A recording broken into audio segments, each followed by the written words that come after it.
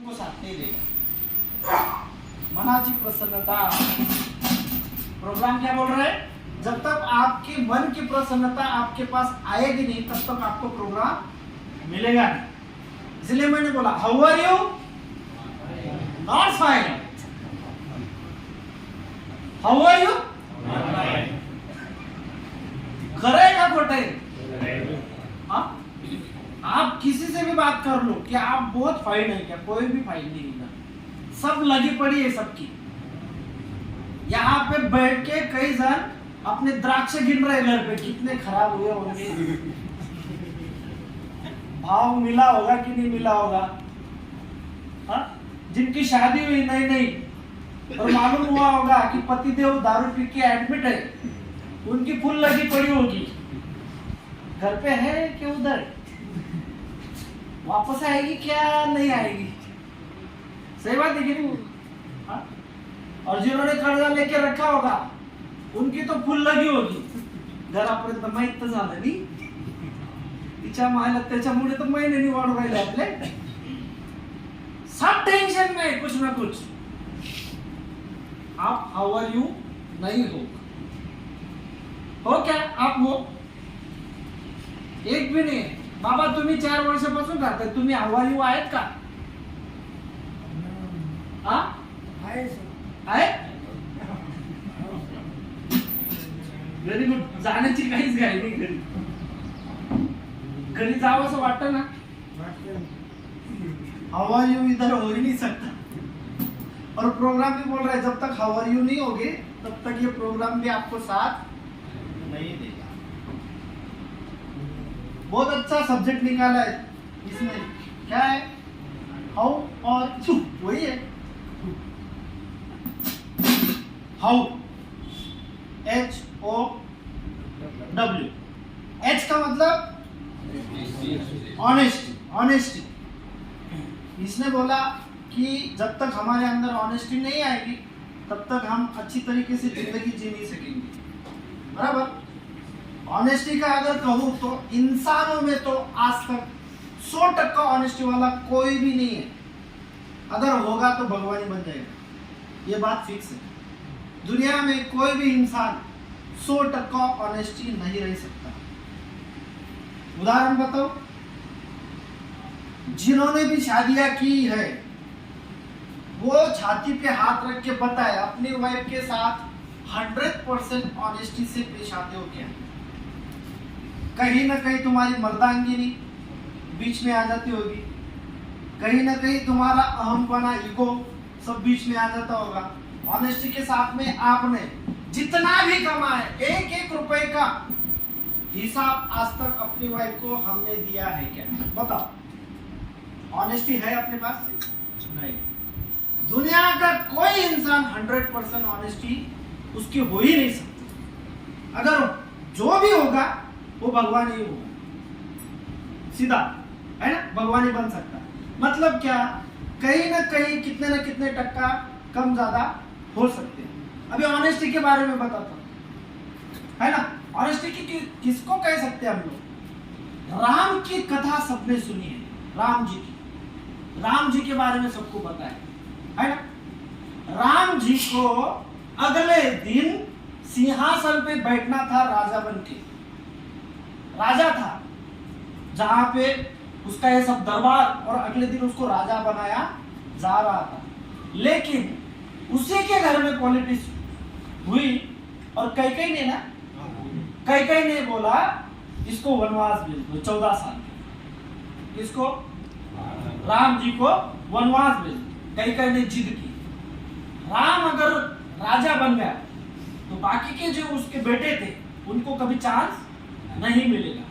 लेकिन राम जी को क्या, इनको वनवास भेज दो 14 साल के लिए। ये बात राम जी को भी पता थी कि अगले दिन मेरा सिंहासन पे मैं बैठने वाला हूँ, मेरा राज्याभिषेक होने वाला है, मुझे राजा बनाने वाले हैं। लेकिन उसी रात को कैकेयी ने जब बताया कि राम को वनवास ठोक दो, तो उसको बताया गया कि भाई तेरे को निकलना पड़ेगा। देखो 14 साल वनवास में जाना पड़ेगा। राम जी ने एक उल्टी सुल्टी बात तक नहीं पूछी कि कल मैं राजा बनने वाला हूं,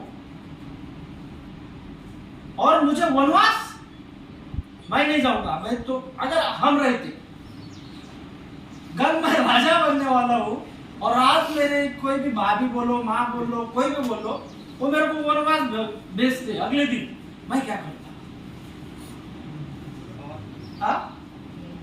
चलो आप क्या करते? आपको अगर राजा बनाना है कल सवेरे और आप बोल रहे वनवास चले जाओ, क्या करते आप? नहीं जाते? अबे सब छानबीन करते, किसने बोला? गलती क्या है? कौन है ऐसा मेरे घर के अंदर जो मेरा दुश्मन है, साला मेरे को घरदार छोड़ के मेरे को वनवास भेज रहा है? पहले तो उसका नंगी तलवार लेके काट डालती उसका, है कि नहीं? यहाँ पे 1 एकड़ कम हुई तो भी तलवारें निकलती है। इतना बड़ा राजा जो उसके हाथ से छीन लिए गए और पात्र था, लेकिन राम जी एक उल्टा शब्द नहीं तो बोले कि मुझे क्यों भेजा जा रहा है, मेरा गुनाह क्या है, मैंने किया क्या है? कुछ नहीं। आदेश, किसका आदेश? कैकेयी माता उसकी सगी माँ थी? सौतेली माँ। सौतेली माँ ने बताया कि उसको 14 साल वनवास दिया जाए, तो वनवास के लिए राम जी हंसते हंसते बोले जो आदेश मेरे लिए है वो सिर आंखों पे, एक सवाल तक नहीं पूछा और अपना क्या वाइफ को लिया और बोरी बिस्तर तक नहीं, चप्पल तक उन्होंने छीन ली थी। मालूम पता है ना, आधे रास्ते से कोई तो भी बोला कि तुम वनवास चले जाओगे तो ये चप्पल मेरे पास रहने दो, मैं इसकी सेवा करूंगा। राम जी चप्पल तक नहीं दी, सीता, लक्ष्मण और राम निकल पड़े वनवास। 14 साल वनवास किया उन्होंने। इसको आप बोल सकते हो ऑनेस्टी। ये ऑनेस्टी है, आदेश का तंतु पालन करना, तंतु। जैसे भाई ने उदाहरण दिया, अगर घर वाले हमको बोलते कि किराना लेके आओ, 1 किलोमीटर का रास्ता है, वो काटते काटते बीच में कितने इंटरटेनमेंट आपको मिल जाएंगे पता नहीं। किसी ने बोला अरे बरेच दिवसापासून भेटला नाही, ये इकडे 1 तास, और दूसरी जगह पे कोई मिल गया तो उसके साथ में 1 घंटा। किराना साला बाजू ही रह आता है। अपने घर वाले बेचारे इधर उधर से तेल मांग के, शक्कर मांग के सब कुछ कर लेते घर में, तब तक किराना हमारा पहुंचा है ना। ऑनेस्टी चाहे तो राम जी के जैसे चाहिए, या तो फिर हनुमान जी के जैसे चाहिए। हनुमान जी जब सीता को मिलने लंका गए, वहां पे कुछ झगड़े हुए तो लंका जला डाली। हनुमान ने जलाई क्या? नहीं, राम ने पकड़ के लाया, उसकी पूंछ में आग, अपना रावण ने पकड़ के लाया, उसी के आदमी ने उसकी पूंछ को जलाई, तेल भी उसका, आग भी उसकी, है ना।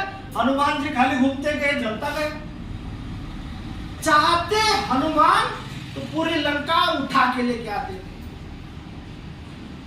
हनुमान में इतनी पावर थी, इतनी ताकत थी कि किसी की जरूरत नहीं पड़ती थी। हनुमान की इतनी पावर किसी के अंदर नहीं थी। ऐसे बोलते इंद्र का जो वज्रासन था, अब हाथी इंद्र का, ऐसे 10,000 हाथियों की ताकत हनुमान में थी। 10,000 हाथियों की ताकत हनुमान में थी, इतनी पावर थी हनुमान के अंदर। वो चाहता तो 1 मिनट में भस्म कर देता पूरा लंका, रावण की लंका जला के सब कुछ खत्म करके सीता माँ को लेके आता था। और उसके पास पे तो फाइटर जेट ही था, विमान ही था, फाइटर उड़ने की क्षमता थी उनके अंदर। हाँ, एक भी स्टाफ नहीं, रास्ते में कोई लड़ता भी नहीं था, उठाया चला। लक्ष्मण के लिए उन्होंने पहाड़ उठा के लेके आया था, तो सीता माँ को उठाने के लिए इतनी ताकत थोड़ी चाहिए थी, है ना। इतने पावर होने के बावजूद राम जी का आदेश था सीता माँ को खाली मिल के वहां तक खाली मेरा पत्र भेज कि मैं तेरे को लेने के लिए आ रहा। जितना कहा उतना ही तंतु उसने आदेश का पालन किया, उसको बोलते हैं आदेश। जितना कहा, जितना बोला, उतना ही तंतु पालन करना मतलब ऑनेस्टी होता है। आज तक हमारे घर वालों ने जो भी हमको कहा हमेशा हमने और किया, ज्यादा किया, बड़ा किया, तो या तो फिर किया ही नहीं। हमारे अंदर ऑनेस्टी कहां से आएगा, है ना? इसलिए इनको भगवान बोलते हैं, हनुमान जी को भगवान बोलते हैं, राम जी को हनुमान भगवान बोलते हैं, क्योंकि इन्होंने अपनी जिंदगी तंत्र पालन से ही निभाई।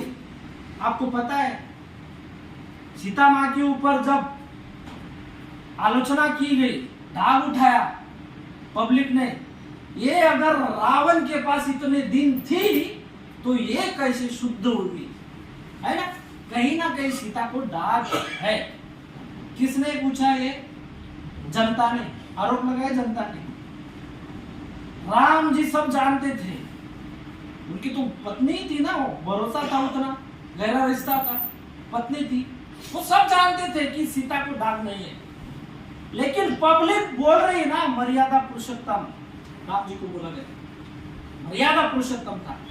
कैसे लोगों के विचारों के बाहर वो जाके काम करेगा, है ना? मर्यादा पुरुषोत्तम उसी को बोला जाता है कि मान सम्मान, बड़े लोगों का आदर,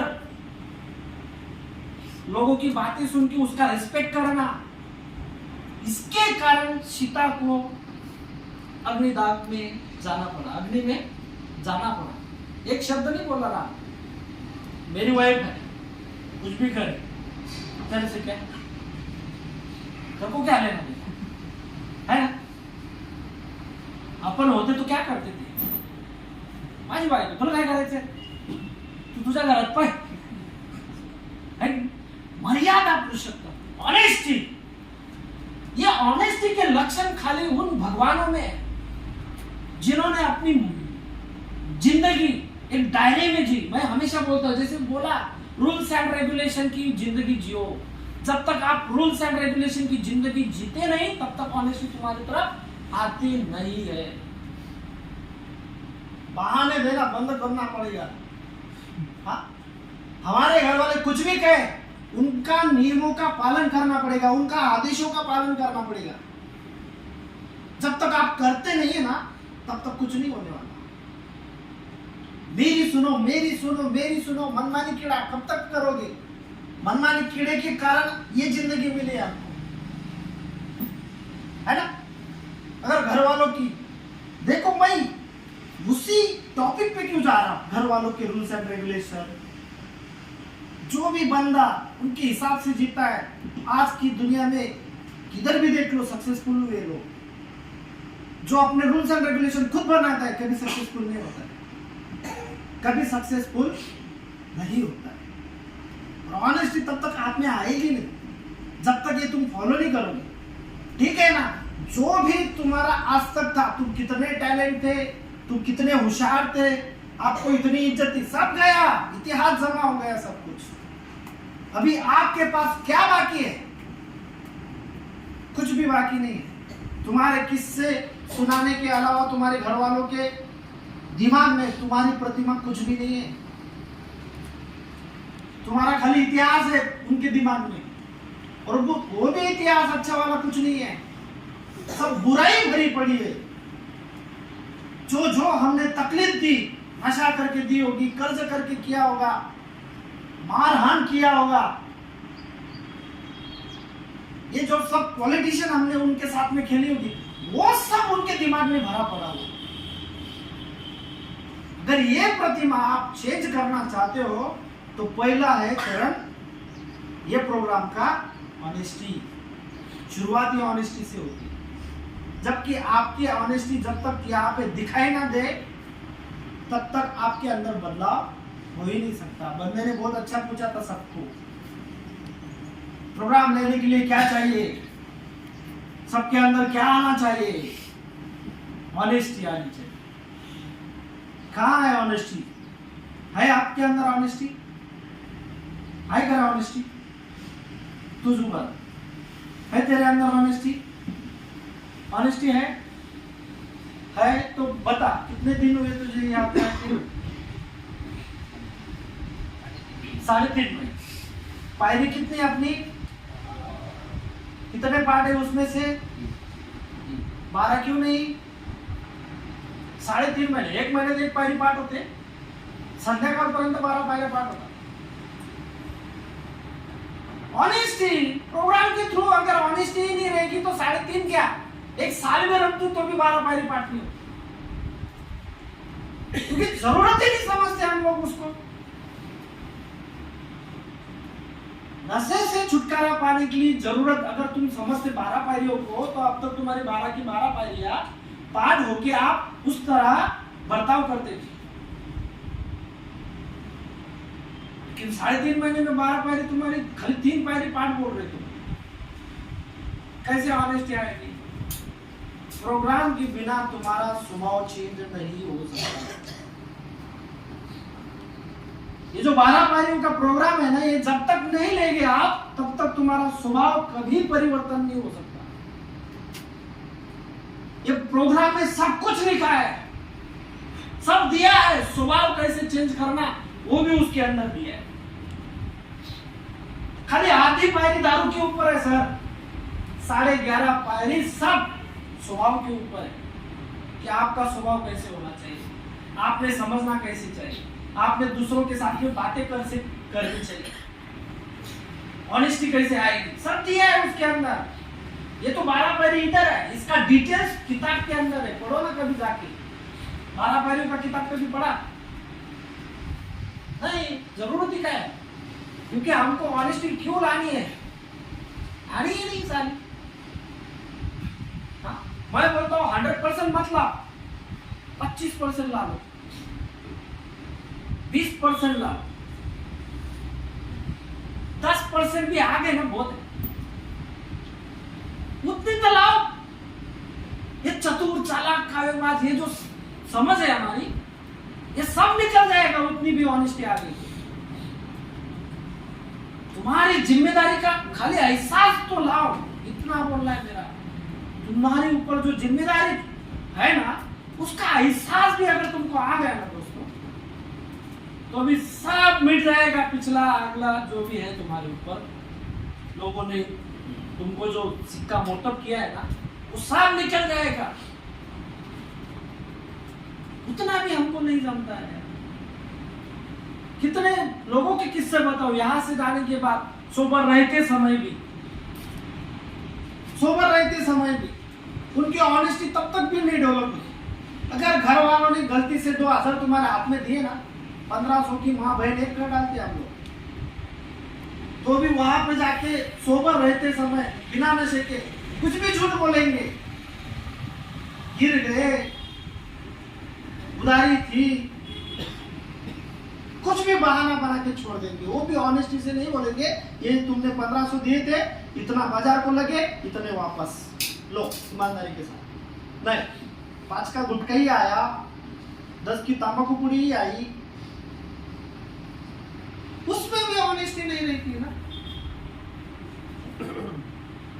ऑनेस्टी अगर चाहिए तो हमें राम के जैसे सामने टारगेट रखना पड़ेगा। Role model Ram ji, role model Hanuman ji. तंत्र तंत्र पालन करना मतलब ऑनेस्टी होता है हर चीज की। तो काम पे हो, काम का तंत्र तंत्र पालन करना। मुझे कुछ काम नहीं है, सवेरे 10 से लेकर 6 बजे तक मेरी ड्यूटी है, समझो। मुझे आज कुछ काम नहीं है, इसका मतलब ये थोड़ी है कि 3 बजे मैं घर चला दूं। उसको ऑनेस्टी बोलेंगे हाँ कुछ काम नहीं है, ऐसे भी तो कुछ काम नहीं, चलो घर पे चलो। तंत्र तंत्र पालन करना मतलब ऑनेस्टी होता है। 10 से लेके 6 बजे तक कुछ भी कर, भले सोया रहे उधर, लेकिन वो माहौल में रहना ही रहना है, उसको ऑनेस्टी बोलते हैं। जो जिम्मेदारी तुम्हारे ऊपर डाली गई है उसका तंत्र पालन करना ऑनेस्टी। ऑनेस्टी तुम्हारे ऊपर जिम्मेदारी डाली गई है। अब ये मत समझो कि यहाँ पे तुम्हारे ऊपर जिम्मेदारी नहीं है, सबके ऊपर जिम्मेदारी दी जाती है। यहाँ पे किसी को चपाती की ड्यूटी होगी, किसी को बर्तन बांटने की ड्यूटी होगी, है ना, किसी को झाड़ू लगाने की ड्यूटी होगी, किसी को फैन साफ करने की होगी, सब कुछ। इसका भी तंत्र पालन करना मतलब ऑनेस्टी होता है। मैं हमेशा एक कथा सुनाता हूँ, एक बात हमेशा सुनाता हूँ। दो दोस्त एक कंपनी में काम करते थे, सुने होंगे आपने। दोनों दोस्तों ने 40 साल काम किया, रिटायरमेंट का टाइम आ गया, दोनों की चर्चा चल रही थी, अब क्या होगा, अब हम रिटायर हो जाएंगे। घर लिया, कर्जा किया, बच्चों की शादी की, कर्जा किया, लेकिन 60 साल के बाद अब तो अपन रिटायर हो जाएंगे, अब क्या, प्राइवेट सेक्टर में कोई पेंशन नहीं है ना। तो फ्यूचर में चीजें बहुत सताती है इंसान को। दोनों की चर्चा चल रही थी, आखिरी दिन आया दोनों का, ड्यूटी पे से घर पे जाने, और दोनों दोस्त कंपनी से निकले, उसको सेंड ऑफ दिया दोनों को, और कंपनी ने उनको रिटायर कर दिया 60 साल के बाद। दोनों साइकिल पे जा रहे थे, एक ही साइकिल पे आते थे, एक ही साइकिल पे जाते थे, दोनों दोस्त, गहरे दोस्त। उसमें से एक दोस्त बोला, आधे रास्ते तक चले गए, आधे रास्ते तक जाते जाते एक दोस्त को याद आ गई। उसने दोस्त को बताया, अरे बोले रिटर्न ले। दोस्त बोला क्यों रिटर्न, अब क्या है अपना, कंपनी ने हमको रिटायर कर दिया, लात मार के निकाल दिया, अब अपना कंपनी से कुछ लेना देना नहीं है। अरे नहीं, तू रिटर्न ले। वो बोला क्यों, अरे यार जब भी ये विचारों में था कि आज रिटायर हो गए, इसके कारण मेरा जो डिपार्टमेंट है वहां का एक लाइट मैं चालू रख के आया हूं, मैं उसको बंद करना भूल गया, इसलिए तू रिटर्न ले। दूसरा बोलता है, तेरे को जरूरत क्या है, अभी तू कल से थोड़ी उधर जाने वाला है। ये दोस्त बोलता है नहीं, चल रिटर्न। दूसरे ने माना नहीं, वो बोले पागल है तू, जा, मैं चला घर पे। वो निकल गया घर पे, और ये बंदा वापस कंपनी में जाके वो लाइट का बटन बंद करके फिर घर पे आया। फिर दोनों बंदे अपने अपने घर। इसके बाद 3-4 महीने ऐसे ही निकल गए। 3-4 महीने के बाद, 6 महीने के बाद, 1 साल के बाद, बीच बीच में किधर तो भी मिलते रहे, ऐसे ही बातें होती रही। वो जो निकल के गया था और जो लाइट बंद करके कंपनी में से आया था, दोनों का डिफरेंस, 1 साल के बाद इस आदमी पे इतनी गरीबी आई, इतनी गरीबी आई कि इसके खाने के ताने हो गए, खाने को नहीं मिल रहा है। लड़कों की शादी कर दी, कर्जा हो गया, सब कुछ हो गया, और ये रिटायरमेंट आदमी वापस से नौकरी ढूंढने निकला। जगह जगह पे इंटरव्यू देता, बूढ़े आदमी को कोई नहीं रोकता, क्योंकि उसकी सैलरी में 2 जवान इधर आ जाते। ये सच्चाई है दुनिया की। बूढ़े आदमी को कोई नहीं रखता बॉस। 60-65 साल के बाद आपको कोई काम नहीं देगा। उसके बाद ये 2-3 जगह पे इंटरव्यू देने के लिए गया, 2-3 जगह पे उसको फेल कर दिया।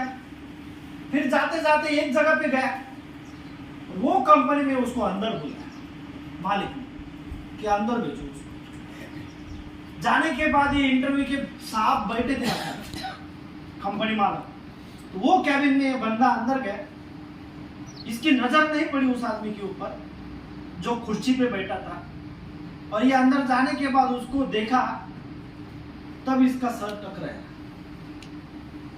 ये मेरा दोस्त इस कुर्सी पे कर क्या रहा है? जहां पे ये इंटरव्यू के लिए गया, वहां पे उसका दोस्त वो कंपनी का मालिक था।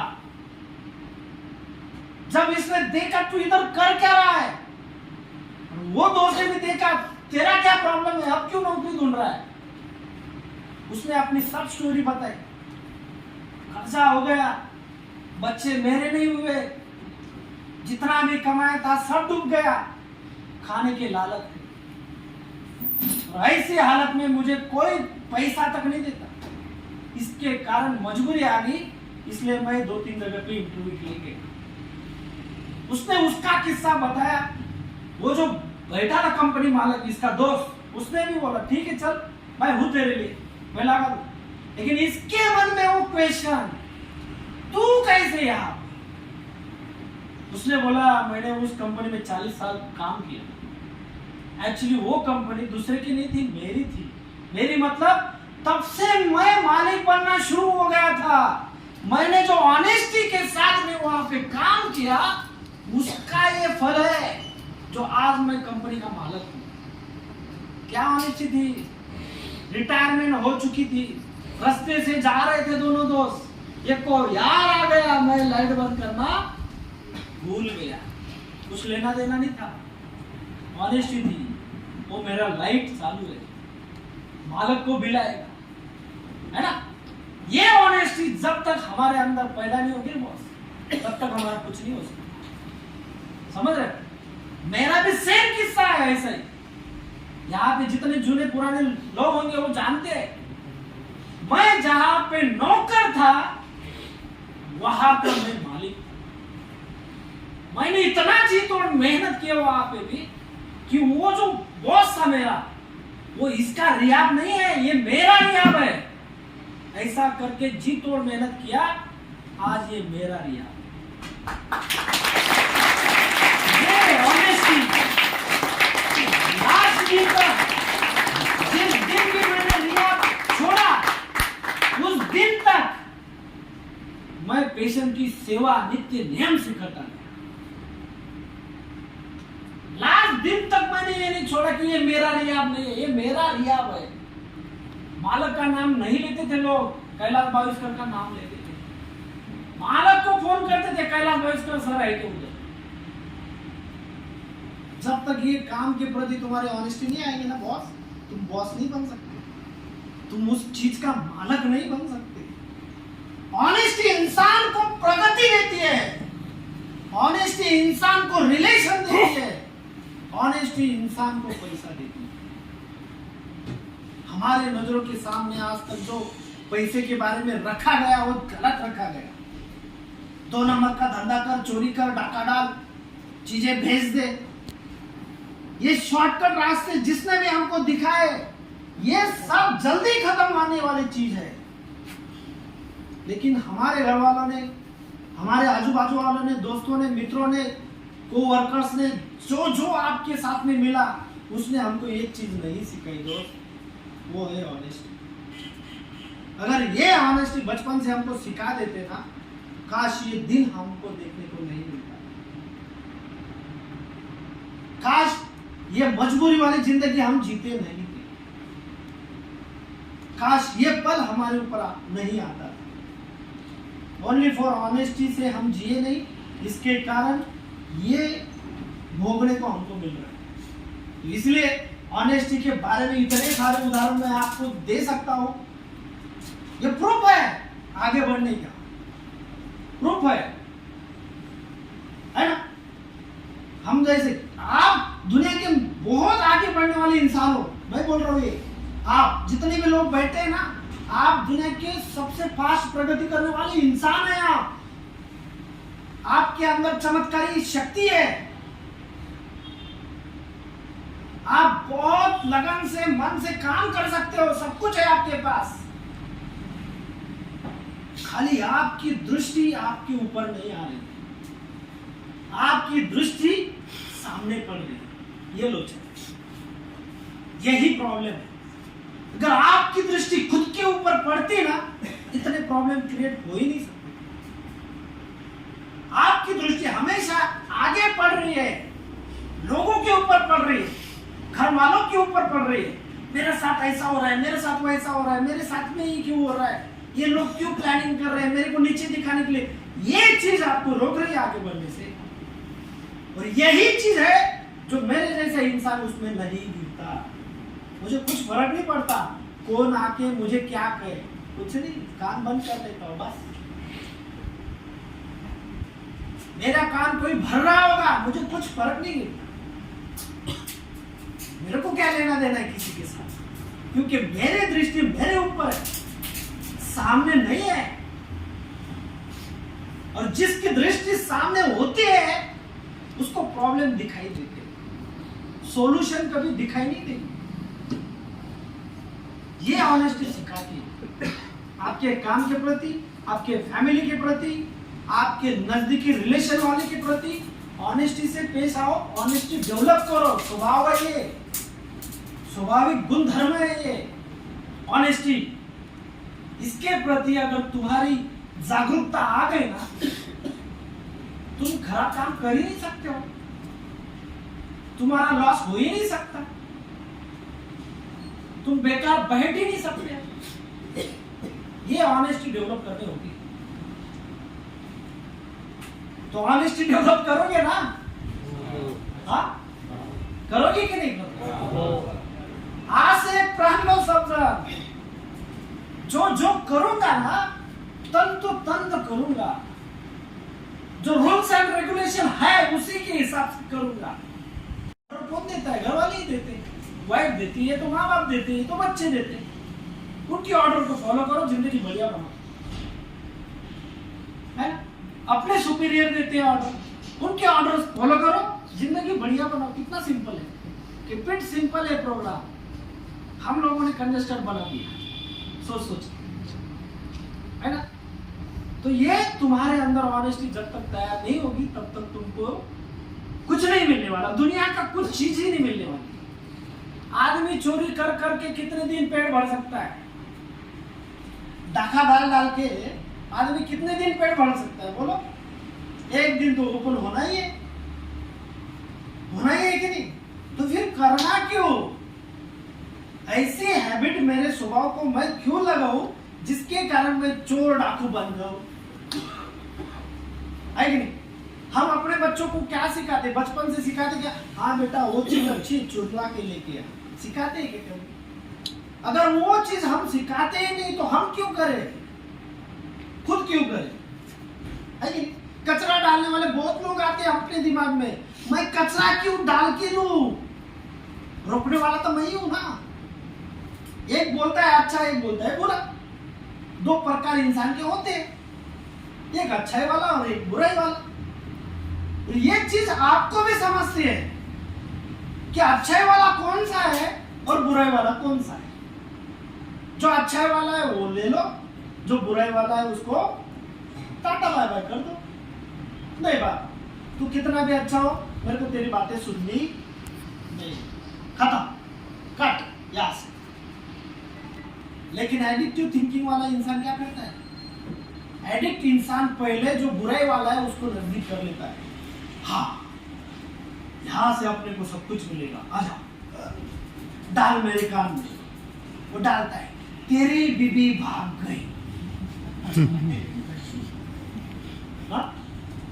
तेरा भाई ने इससे डाले ज्यादा ले लिया। हाँ? कचरा डालने वाला इंसान क्या कचरा करेगा? अपने घर का फोड़ने का देखेगा ना। अपने भाई के बारे में, अपने बाप के बारे में, अपने माँ के बारे में, अपने बीवी के बारे में। कचरा डालने वाले को उतना ही काम है, कहीं से भी आएगा अपने घर में आग लगाने के लिए, वो तैयार ही रहेगा। फिर ऐसा कचरा अपने कान में जाने क्यों देना है? अगर हम लोग समझदार इंसान है, भगवान ने हमको खुद की बुद्धि दी है, तो हम पब्लिक का क्यों सुने? ऐसे नेगेटिव विचार वालों का क्यों सुने हम, जो हमारी जिंदगी बर्बाद कर दे?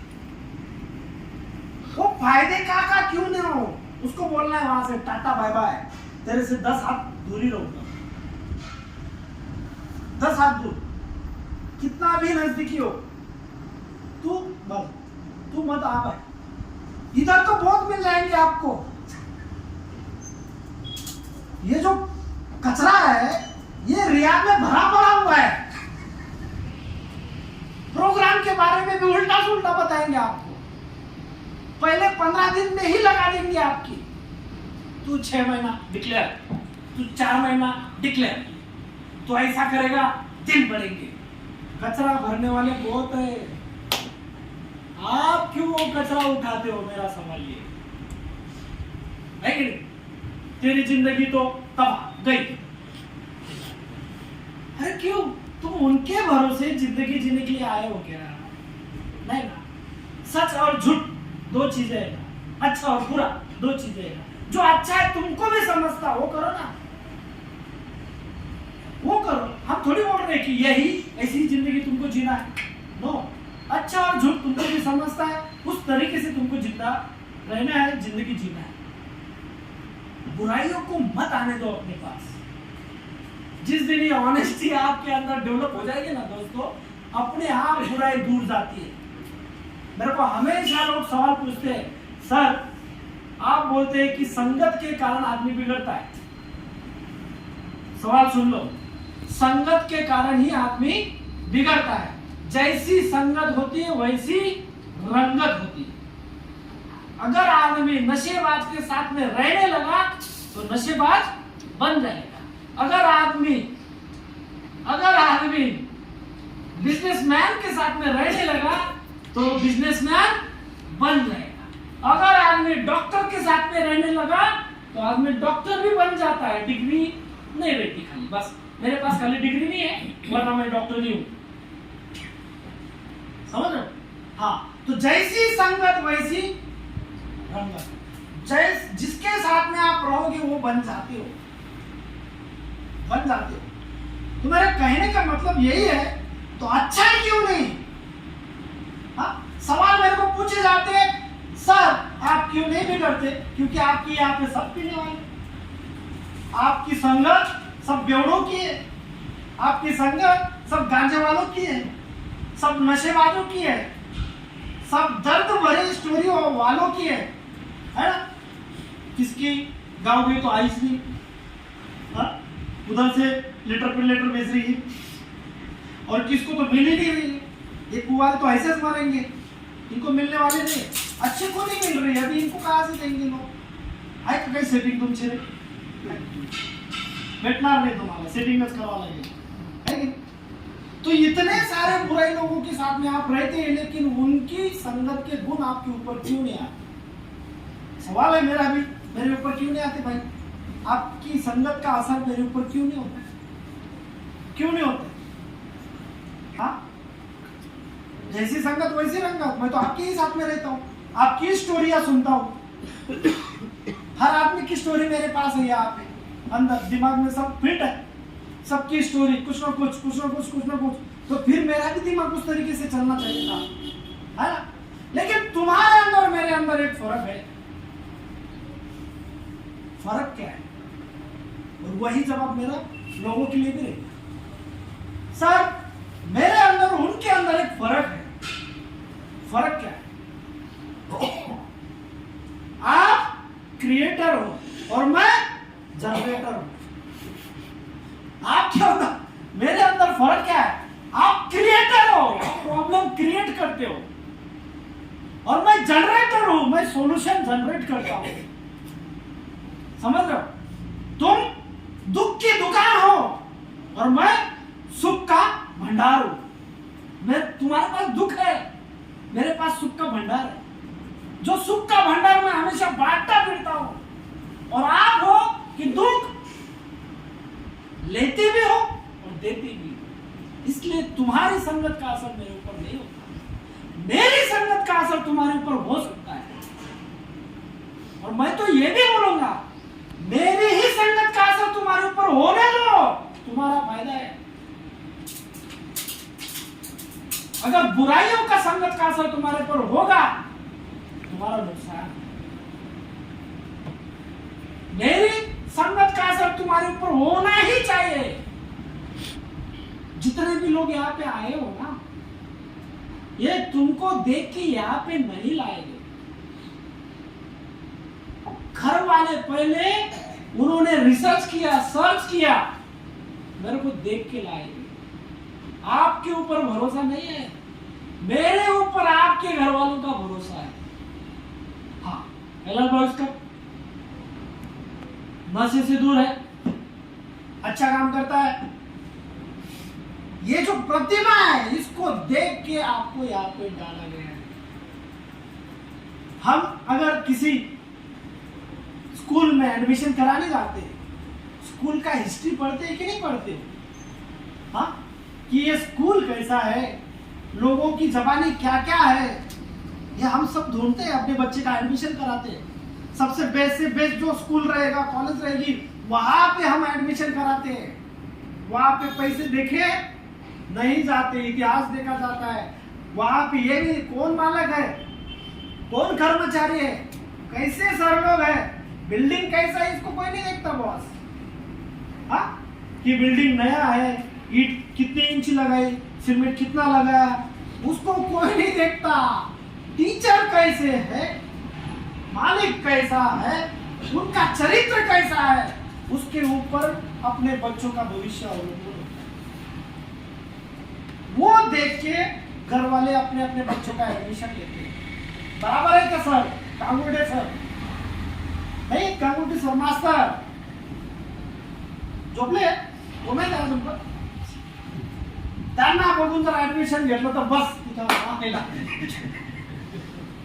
सगळं बेवड्यांचं प्रोडक्शन निघेल बाहेर. आणि हे पण सर है ना, वो लोगों को देख के एडमिशन दिया जाता है दोस्तों। वैसा ही यहाँ पे आने से पहले तुम्हारे घर वाले, आजू बाजू वाले, जहां से इनको मालूम पड़ता है कि इच्छा फाउंडेशन कौन है, चला कौन रहा है, कैसे लोग हैं, वहाँ के काउंसिलर कैसे, वहाँ का स्टाफ कैसा है, वो देख के हमारे चरित्र को ऑब्जर्व किया जाता है। उसको ऑब्जर्व करके आपको एडमिशन दिया जाता है, क्योंकि रिजल्ट का बेस वही होता है। डॉक्टर के पास भी गए तो आप कहाँ पे भी चले जाओगे क्या? हाँ, आपको मालूम होता है गली में, दिल्ली में, सब जगह पे, अरे ये डॉक्टरचा गुण चांगला है, या डॉक्टरचं शिक्षण असेल, ये डॉक्टर का कभी जो वो जिस भी प्रॉब्लम का सॉल्यूशन देते हैं ना, कभी फेल नहीं जाता, जजमेंट कभी फेल नहीं जाता, ट्रीटमेंट एक नंबर है। भले उसकी डिग्री कुछ भी हो, लेना देना नहीं है, गुण किसका आ रहा है उसके पास पब्लिक जाती है। समझ रहे हो ना? हमारे लुनाथ सर इसलिए चलते ज्यादा, कभी भी देखना तुम, डिग्री क्या है, लेना देना नहीं है, प्रैक्टिस एक नंबर है सर। तो आपके गुण चरित्र को देखा जाता है, उसके ऊपर तुम्हारा एडमिशन होता है। तो तुम्हारा एडमिशन की जिम्मेदारी उन लोगों ने हम पे सौंपी है कि हमारा बंदा ऐसा है, आपके पास लो, इसको सुधार के बाहर भेजो। हमारे ऊपर दिया गया, भरोसा हमारे ऊपर किया गया, फिर जाके आपको रिजल्ट आता है नहीं आता है, वो आप हो, उसके क्रिएटर हो आप, है ना? तो जो भी कर रहा है, जब तक तुम्हारे अंदर ऑनेस्टी डेवलप नहीं होगी ना बॉस, कुछ नहीं होगा। मैं देखता रहता हूं हमेशा, 24 घंटे हमारी नजर आपके ऊपर रहती है। हर स्वभाव को हम देखते रहते हैं, किसका स्वभाव कैसा है, कौन क्या कर रहा है, किधर क्या हुआ, कौन ड्यूटी नहीं कर रहा है, कौन ड्यूटी ज्यादा कर रहा है, कौन क्या बोला, कौन नहीं क्या बोला, किसने योगा किया, किसने मेडिसिन ली, कौन इग्नोर कर रहा है, कौन प्रॉब्लम क्रिएट कर रहा है, यहाँ तक हमारा निरीक्षण होता है। मैं झूठ नहीं बोलूंगा, आप इतने भी लोग हो ना, तो भी हमको एक एक के बारे में सब कुछ जानकारी होती है, वो भी पर्सनली। आप कौन से थिंकिंग से बैठे हो, आपका रिएक्शन क्या है, आपकी बॉडी लैंग्वेज क्या बोल रहे हैं, आप कौन से स्टेट ऑफ माइंड में बैठे हो, सब कुछ अभ्यास है। 18 साल हो चुके हैं बॉस, 18 साल से यही काम भगवान ने मेरे को दिया है, और वो 18 साल से ईमानदारी से काम कर रहा हूँ। ये आज मालिक भी हूँ, फिर भी नौकर से ज्यादा काम करता हूँ। मैं खुद नौकर हूँ, सवेरे 10 बजे आना, शाम को 6:30 बजे जाना, रेगुलर नित्य नियम। इतना बिजी शेड्यूल होने के बावजूद आधा घंटा 1 घंटा रोज जिम भी कर रहा हूँ, यही पे कर रहा हूँ, जितना भी सामान है उसके अंदर ही कर रहा हूँ, तब जाके ऑनेस्टी आएगी। नहीं तो वरना ऑनेस्टी ना रहे, पाट्या टाकायचं काम चालूच है। भगवान मेरे को अच्छी जिंदगी क्यों देगा? हा? बहुत मानते हैं हम लोग, बहुत डिमांड है हमारी, लेकिन जितनी डिमांड है उतना तुम कुछ करते हो क्या? क्योंकि भगवान का एक रूल्स है, 100% कर्तव्य करोगे 25% मिलेगा। कितना? 100% काम करोगे तो ही 25% मिलेगा। और हम जैसे लोग 25% में नहीं करते, 100% मिलने की अपेक्षा जरूर रखते हैं। 25% भी काम नहीं करते और अपेक्षा 100% मिलने की है। बताओ, वो जो सूत्र है उसमें तुम कहां पे बैठे हो? हाँ, तुम 25% काम करते हो, 100% मांगते हो। भगवान उसके रूल्स कभी तोड़ता नहीं। वो 25% से 25% तुमको मिलता है, जिसमें तुम्हारा सुखी संसार कभी हो ही नहीं सकता। हा? मैंने बहुत काम किया, बचपन से किया। 2 साल काम किया और 25 साल चिल्लाना है। कब किया भाई? अगर आपको पूछा जाए कब से दारू पियो, 40 साल से पी रहा हूं, मतलब 40 साल से तू काम ही नहीं कर। सिंपल उदाहरण। और तूने जितना भी किया पीने के लिए किया। तुमने अगर बोला कि मैं 40 साल से काम कर रहा हूं, अबे तू 40 साल से काम कर रहा है लेकिन 25 साल से पी रहा है, मतलब तूने 25 ही साल पीने में सब कुछ गवा दिया है। तूने काम कब किया? और तू काम करता क्यों था? तेरा शाम का बजट के लिए तू काम करता। ऐसे बहुत है अपने यहाँ पे गाड़ी करते, पता है ना? बैंक में जाना आना मैंने परमिशन दिया। पिछले 15-20 साल से जिंदगी की उथल पुथल चली है, कभी वो इंसान ने पूरी नौकरी नहीं की। मैंने यहाँ पे सपोर्ट किया, आज तक मैंने किसी को ये परमिशन नहीं दी। मैंने उसको परमिशन दी, जा तेरा जॉब है बैंक में है, यहाँ से नौकरी कर, चल मैं सपोर्ट करता हूँ। मैं सपोर्ट करता हूँ। रात को सोने के लिए, खाने के लिए इधर ही, तुम तुम्हारे जॉब पे जाओ, शाम को इधर आओ। 1 महीना भाई ने निकाला, फिर सुलेमानी रहमानी कीड़ा जाओगे। मैंने बोला कम से कम 6 महीने 1 साल करो, फिर उसके बाद तुम्हारी मर्जी, किधर जाना है चले जाओ। 1 ही महीना किया ईमानदारी से। 1 महीने में मस्त क्रेडिट सब कुछ बना लिया, बैंक में हवा चलने लगी, सब कुछ आ गया। जैसे पहला पगार हुआ मेरे को आके मिली, सर मैं फ्लैट लिया है, मेरे को इधर जम नहीं रहा है, तो मैं सोच रहा हूँ उधर जाने के लिए, क्या करूं? मैंने बोला तेने हाथ से ही स्वीकार किया है मरण आने का, तो मैं क्या बचा सकता हूँ तेरे को, है ना? मैंने बोला ठीक है, तेरे को जो लगता है तू कर, लेकिन एक ही बात बोलता हूँ, अगर तुम 6 महीने रह जाते ना तो अच्छा हो जाता। फिर उसने सोचा कि सर मेरे को जाने नहीं देंगे। उसने उसके दोस्त को बुला लिया, राजपूत कपड़ा वाला शालीमार। वो दोस्त इधर आया और दोस्त मेरे को बोल रहा है, सर सोडून द्या मन। कि क्यों? वो भी बेवड़ा, ये भी बेवड़ा। और आगे रंग पंचमी के ही दिन यहां से बैग लेके निकला। जब निकला ना, उसी के मुंह पे मैंने भविष्यवाणी की, गाडी करजी 2-4 दिवसात कमबॅक व्हा, परत तुम्ही रिटर्न या। हा नाही, काय घेणं मला लोकांशी, काही संबंधच नाही माझ्या लोकांशी, आता तर असंच जीवन जगायचं। ओके, गाढवा पुढे वाचली कथा, रात्रीचा गोंधळ हाच होता। मी म्हटलं तोंडापोट शांत हो गए, जाओ इनके सामने क्या बोले यार। अरे जिस दिन गया उसी दिन पिया, 3 दिन तक कंटिन्यू पिया। दोस्त ने फुल पैसा धोया, उसके दोस्त ने फुल पैसा धोया, उसके नाम से और 3-4 लाख रुपए भी निकाले। पहले उसने ऐसे एक जन को 15 लाख दे दिए, एक जन को गाड़ी लेके दिया, खुद का घर दूसरे को दे दिया, बाड़े कर्जी, 2-2 नौकरी, एयरपोर्ट्स की पेंशन चल रही है और अभी बैंक में भी है। इसके कारण वाइफ छोड़ के चली गई, बच्चे छोड़ के चले गए, फिर भी आदमी का ईगो नहीं जा रहा है, फिर भी खुद कुछ ना कुछ समझ में ले रहा है ना? और फिर उसी के दोस्त ने मेरे को फोन किया, सर प्लीज यार गाड़ी घेऊन पाठवा, हा लय दारू पिऊन घरात पडतोय। मैंने गाड़ी भेजी, साले दोनों वहां पे फुल टाइट होके गिरे, 3 जन थे। क्वार्टर की क्वार्टर। बच्चों ने बोला ये तो ऐसी कंडीशन में, मैं ठीक है चलो उठा के लेके आओ, देखेंगे जो होगा देखेंगे। लेके आए, एक दिन हुआ, जैसे उसकी दोस्त की उतरी सवेरे, उसने मेरे को फोन किया और सर त्याला सोडून द्या। हाँ? सर उसको छोड़ दो बोले कि ये क्या है, तू बोलेगा साला डालना है, मैं बोला गाड़ी लेके उठा के लेके आओ, दूसरे दिन तू बोल रहा है उसको छोड़ दो। ये क्या कर क्या रहा है तू?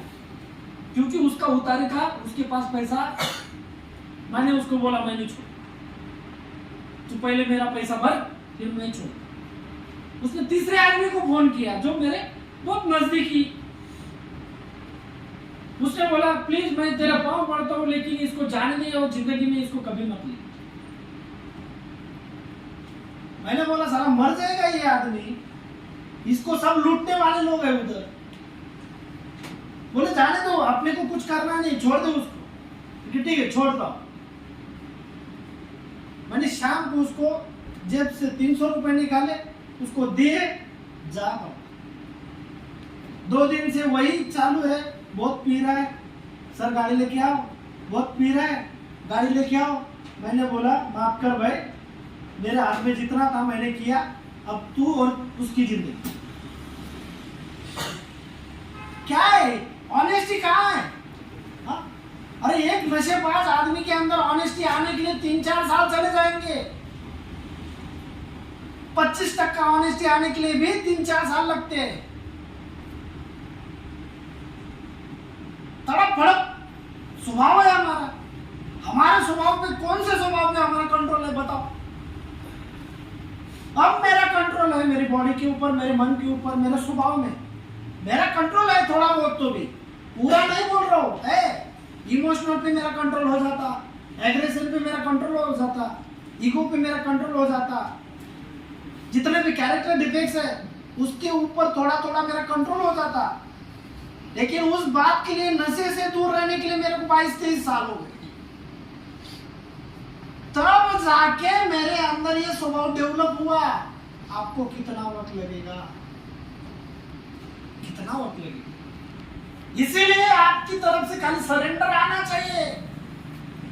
सरेंडर, कुछ भी हो जाए, बाप मार रहा है ले भाई मार ले, बीबी गाली दे रही ले दे दे,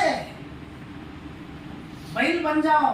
सीधा तौर तरीके से बताता हूं आपको, आपकी जिंदगी में आप बैल बन जाओ, बनना ही पड़ेगा। मैं आज भी बैल हूं, मेरा घर पे कुछ नहीं चलता, चिल्ला के बोल रहा हूं नहीं चलता। अगर आपको सुनना है, यहाँ पे धीरज बैठा है, नाना बैठा है, पूछ लो उनसे कि कैलाश सर का घर पे चलता है क्या, वो भी बता देंगे नहीं चलता। बीबी ने बोला झाड़ू उठाओ, झाड़ू मारो, मारना ही पड़ता है। बीबी अगर 1 मिनट के लिए भी रुक गई, सब कुछ बंद हो जाता है। सरेंडर के अलावा मेरे साथ में कुछ पर्याय ही नहीं है। मैं सरेंडर हूं, इसलिए मेरा संसार अच्छा चल रहा है। ये बात उतनी अच्छी, समझ रहे हो? माँ बाप के सामने भी सरेंडर हूं। मेरे पिताजी आए थे, आपने देखा ही होगा सबने,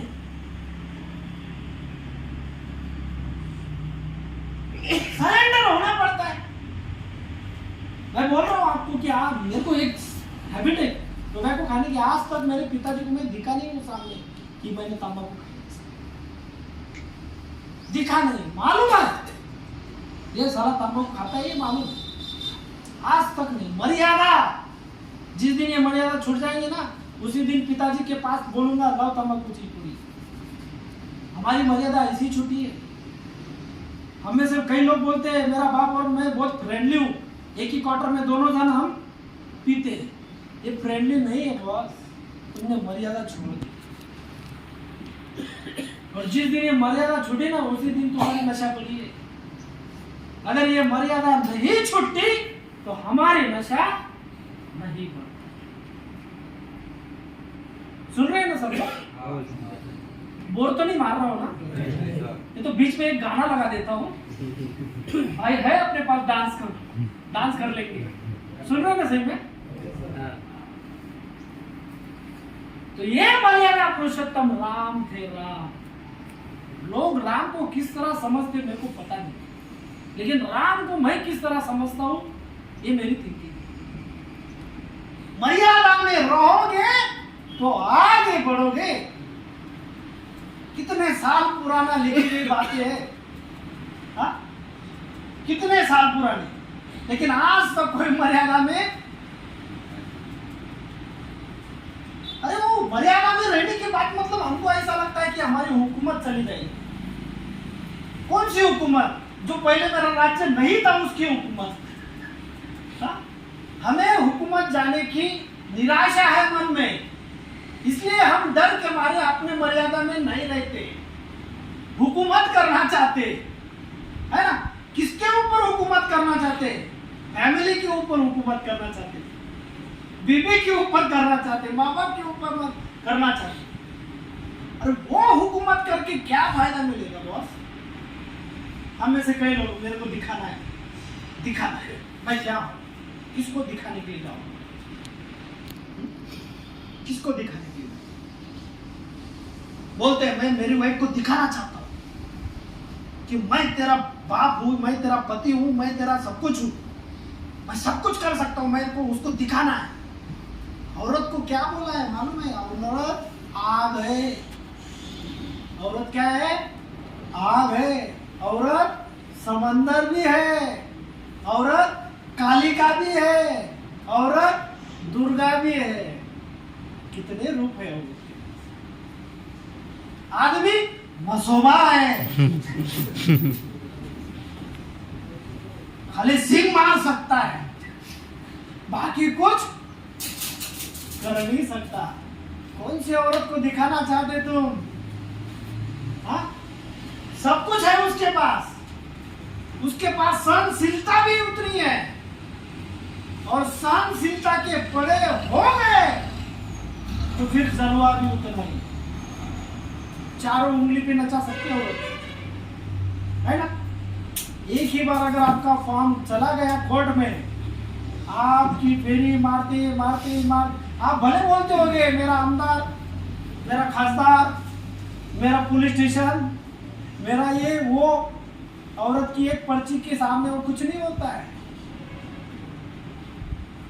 आप भले कितने भी सत्यवान हो, आपको कोई नहीं सुनेगा बॉस। उधर लेडीज का सुना जाता है, समझ रहे हो? इसीलिए आपसे प्रार्थना है, कभी भी भविष्य में ऐसा कुछ भी वातावरण क्रिएट हुआ तो आपका सरेंडर ही उधर चाहिए,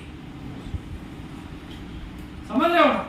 आपका सरेंडर ही उधर चाहिए औरत के सामने। उसके सामने शेर बनने की कोशिश मत करो, खा जाएगी तुम, है ना? खा जाएगी। तो हमारा ऑनेस्टी का स्वभाव जब तक डेवलप नहीं होगा, ये सब कुछ चीजें हमारे अंदर प्रोग्राम घुसेगा नहीं, और हम पूरी मन से पूरी तन से ये प्रोग्राम ले नहीं सकेंगे। तो ऑनेस्टी कौन सी चीज में चाहिए, कैसे कैसे डेवलप होनी चाहिए, ये आपको ढूंढना है, आपको खुद को डेवलप करना है स्वभाव। ठीक है? तो ये आज का समाप्त करूं या अभी खत्म करूं क्या? अरे मैं सबको पूछ रहा हूँ, खत्म करूं ना? ठीक है, मजा आया क्या? एक बार ताली बजा दो।